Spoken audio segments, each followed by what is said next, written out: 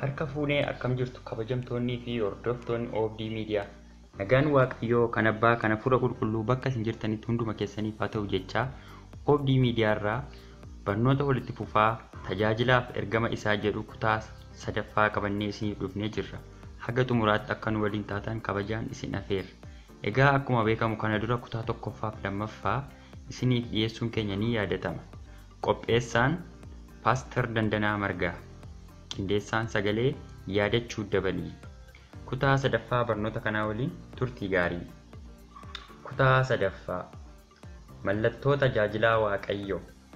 Tajaajilaa Waaqayyoo yookaas inni dhugaan maaliin beekama? Hubachiisa.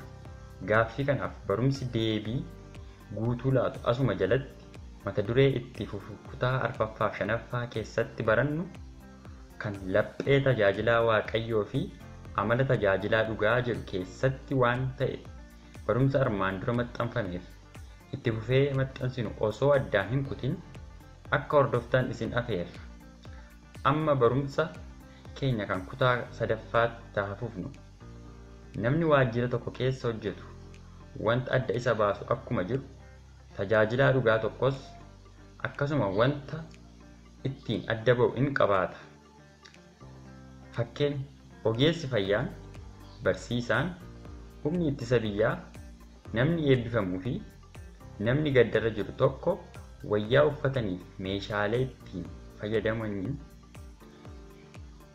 fageenyatti ilaaluun adda baasuun ni danda'ama. Ga'umsaa fi ogummaa namni sun qabu hammam isa jedhu itti dhiyeenyaan ilaaluun kan adda ba'u yoo ta'e illee akkasuma tajaajilaa dhugaa tokkos wanti ittiin adda baafnu ni jiraata. Kana jechuun sadarkaa murtii laachuun kun nama waaqaatti kun nama waaqaati jennee yookaas kun immoo miti jennee murteessuu yoo hin danda'amullee ta'e mukti gaariin ija isaatiin beekama akkuma wangeelli jedhu. Nutis immoo bu'uuraalee dubbii sagalee Waaqayyoo irraa ka'uun karaa ibsa hafuura qulqulluutiin ija hojii isaatiin beekuun ni danda'ama. Tajaajilaa dhugaan tokko Yesuusin gaarii godhee beeka. Wangeela Maatiyos boqonnaa 16 lakkoofsa 13, Hoosee 6:6, Saamu'eel isa duraa boqonnaa 2 lakkoofsa 12. Lammaffaa ofii isaaf waan kaan ofii isaa hin ta'e ulfina Waaqayyootiif ni dhiisa. Irraan deebi'aa ofii isaa fi waan kan ofii isaa ta'e ulfina Waaqayyoof ni dhiisa. Wangeela Luqaas boqonnaa 14 lakkoofsa 15 haga 24, Galaatiyaa 2:20. Sadaffaa Yesuusin qofaa duukaa bu'a. Yohaannis 12:26, Maatiyos 4:18 hanga 22. Harka tokko Waaqayyoon qabatee harka biraatiin yaada biyya lafaa isaaf mancaa duukaa hin luucca'u yookaas duukaa hin bu'u. Arfaffaa fannoo ofii isaa baachuu ni danda'a. Rakkina dhiphina baachuuf obsuu ni danda'a. Sababni isaa tajaajilaa wangeelaa dhugaadhaan hamma hojjennutti rakkinni hiriyatamuunis ni jira waan ta'eef hamma lafa kana jirrutti rakkinni waan jiruuf tajaajilaan dhugaan rakkina obsa fannoo ofii ibsaa baatee isa duukaa hin bu'a. Wangeela Yohaannis boqonnaa 16 lakkoofsa 33, Qorontos isa lammaffaa boqonnaa 11 lakkoofsa 22, akkasuma Qorontos isa lammaffaa 6:3 haga 10. Ergamoonni Waaqayyoo hariyatamuu fi rakkoon isaan mudataa ture tokko tokko tajaajiltoota Waaqayyoo isaan dhugaa ta'uu isaanii mirkaneeffachuuf isaan gargaara ture. Kana jechuun Waaqayyoo tajaajiltoota isaaf rakkoo mureera yookaas tajaajiltoonni hariyatamuuf rakkachuun qooda isaaniiti jechuun gudunfuu akka hin taane hubachuu qabdu. Shanaffaa tajaajilaa dhugaan ulfinaaf qorama har'aa osoo hin taane ulfina borii ilaalee deema. Ibroota 11:27, Museen yeroo gaddetti amantiidhaan ilma intala Fari'oon jedhamee waamamuu dide yeroo gabaabduudhaaf cubbuu keessa jiraatee gammaduu irraa saba Waaqayyoo wajjin rakkina jala jiraachuu fo'ate.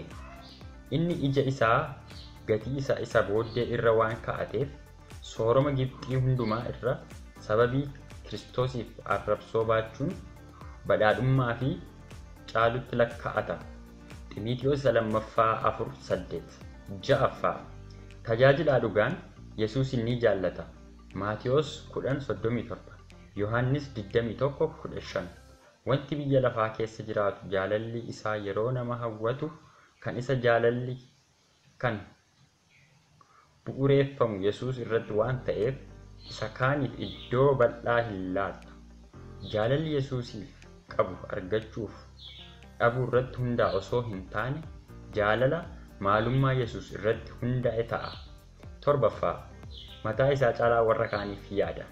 Fiiliphisiyuus 2:20. Phaawulos waa'ee Xiimotewos yeroo dubbatu ani nama akka keetti garaa qulqulluudhaan waa'ee keessaniif yaadu isa malee hin qabu jedhee. Kutaan kun Phaawulos akkasuma Xiimotewos waa'ee ofii isaanii caalaa waa'ee saba warra tajaajilanii akka yaadan ibsa. Qorontos 1:16-10 irratti Phaawulos waa'ee Xiimotewos yaaduu isaa argina akka hin simataniif akka isaan hin tuffanneef dhaamsa laachuu isaati. Fiiliphisiyuus 1:19-26, Qolaasiyaas 2:1-10, Qolaasiyaas 1:24. Phaawulos ofii beela'aa, ofii hidhamaa, ofii dheebotaa, ofii dhiphataa warra kaan tajaajila ture. Isa ergawwan inni waldootaa fi namoota dhuunfaadhaaf ergaa keessatti baay'ee kan hubannudha. 8. Yeroo hundumaa abdiidhaan kan guutamedha. Roomee 5:5. Sababii Waaqayyoo jaalala isaa karaa Hafuura Qulqulluu nuuf kenname garaa keenya keessatti dhangalaaseef abdiin immoo nu hin jallaasisu jedha. Yoo har'a dhabe bor akka argatu beeka. Yoo har'a jibbame bor akka jaallatamu beeka. Yoo har'a beele bor akka quufu beeka.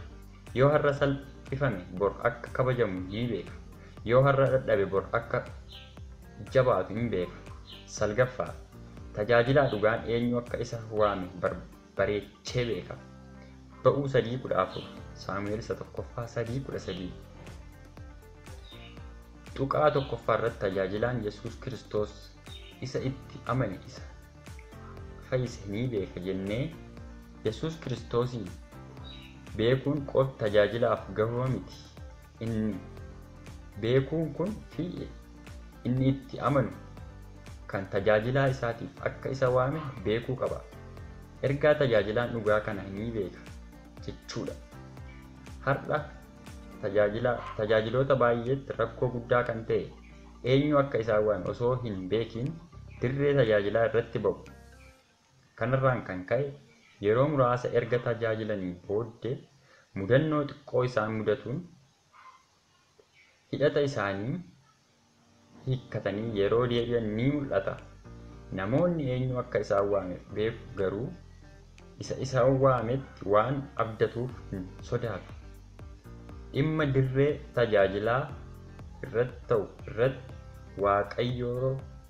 Waaqayyo isaa itti gaafatamummaa akka fudhatu waan beekuuf yaaddoo hin qabaatu. Dubbii dubbatu saalfii fi shakkii tokko malee onneedhaan dubbata.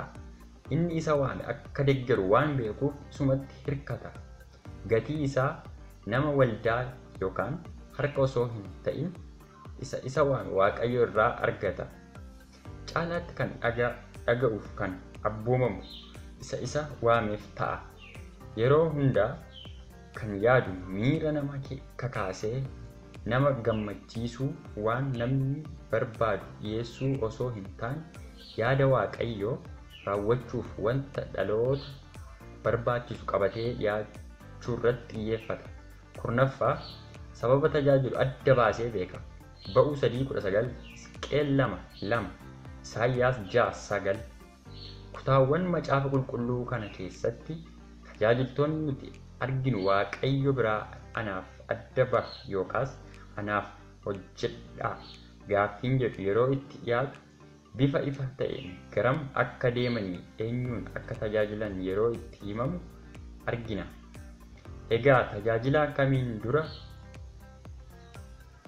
eenyu akka tajaajilu, sabni nuti tajaajilu eessa akka jiraatan, haala isaan keessa jiran, akkaataa isaan itti jiranii fi sadarkaa isaan irra jiran, umurii isaanii irra jiranii fi kan kana fakkaatan beekuun barbaachisaadha. Tajaajilaan dhugaan kana ni beeka jechuudha. 11ffaa ergaa dubbatu adda baasee ni beeka. Ba'uu 4:23, Maarqos 1:3, Isaayyaas 3:5. Waan jedhu yookaas waan tajaajilu adda baasee beekuun dirqama tajaajilaa tokkooti. Namni waan tajaajilu osoo hin beekin dirree tajaajilaatti ba'uu ni tajaajila osoo hin taane saba sana bitaa galchaa ni dogoggorsa, yeroo namootaa qisaasessa dhiifama. Ofiifis ni qaanaa, Waaqayyoonis ni gaddisiisa. Egaa ergama tokko ergama kan taasisu ergaa isaatti malee ani tajaajilaaf waamameera, ergameera jechuu isaa miti. Kanaaf Waaqayyo akkan ani tajaajilu ni barbaada, anaanis na waameera.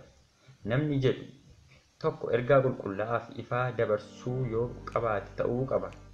Sababni isaa Waaqayyo tajaajilaa yookaan nama hojii isaatiif ergu ergaaf sagalee malee hin ergu waan ta'eef tajaajiltoonni dhugaa sagalee Waaqayyoo keessatti argaman martinuu kan isaan Waaqayyo isaanii irraa ergaa ifaaf qulqulluu fudhatanii ba'uu isaanii tajaajiloota Waaqayyoo kan isaan jechisiise. Kanaaf mallattoon tajaajilaa dhugaa tokko maal akka tajaajilu adda baasnee beekuu isaati kan jedhudha. Itti fufa. Kutaa 4ffaan laphee fi amala tajaajilaa Waaqayyoo yookaas dhugaa kan ta'e irratti qabannee isiniif dhufnaa. Nu eeggadhaa. Qopheessaan obboleessa keessan Pstr Dandanaa Margaa. Qindeessaan sagalee yaadachuu dabali. Odeeffannoo yaadaaf qeeqa kan qabdan koomentii gubbaa irratti nuuf barreessaa. Telegram chaanaalii keenya Obdii Miidiyaa jedhaa search godhaa nu argachuu ni dandeessu. Chaanaalii YouTube keenyaa subscribe godhaa. Waaqayyo gooftaa mana keessan biyya keessan haa eebbisu. Kutaa 4ffaan itti fufaa. Galatoomaa.